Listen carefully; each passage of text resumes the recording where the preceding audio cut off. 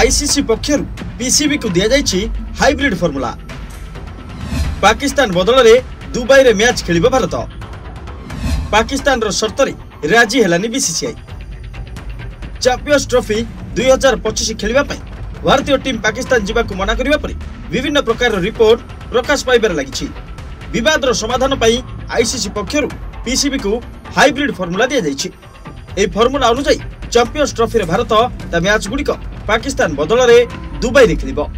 एकाधिक रिपोर्ट रे दाबी करा जाइछि जे पाकिस्तान क्रिकेट बोर्ड इ निष्पत्ति को मानिबा को प्रस्तुत।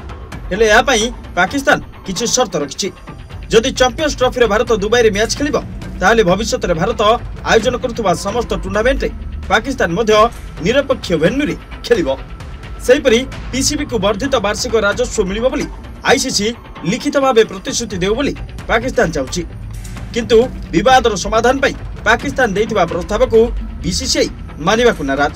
जदि आईसीसी पक्षरु पीसीबी रो शर्त को ग्रहण करा जाय ताहाले भविष्य रे भारत आयोजन करथुबा कोनोसी टूर्नामेंट रे पाकिस्तान फाइनल को जिबो तेबे उक्त मैच भारत बाहर को चली जिवो।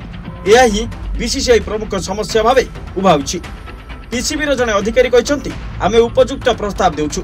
जदि भारत आम कथा मानिबो नाही ताहाले आमे मध्य टीम को भविष्य रे सेठा को पठाइबो बोली से माने आशा करंतु नाही।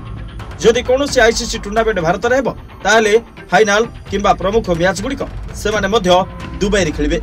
एहा ही एकमात्र समाधान रो रास्ता। आईसीसी चैंपियंस ट्रॉफी 2025 को नै विवाद लागि रहितबा बेले पीसीबी अध्यक्ष मोहसिन नकवी को कहबा कथा जे टूर्नामेंट को हाइब्रिड मॉडल रे आयोजन करिबा निश्चित भावे उपयुक्त फॉर्मूला नुहे। किंतु कोनोसी नुआ रास्ता बाहर करा जाय ताहले एहा दुई पक्षों को पई समान हेबा उचित। Report rising Odisha.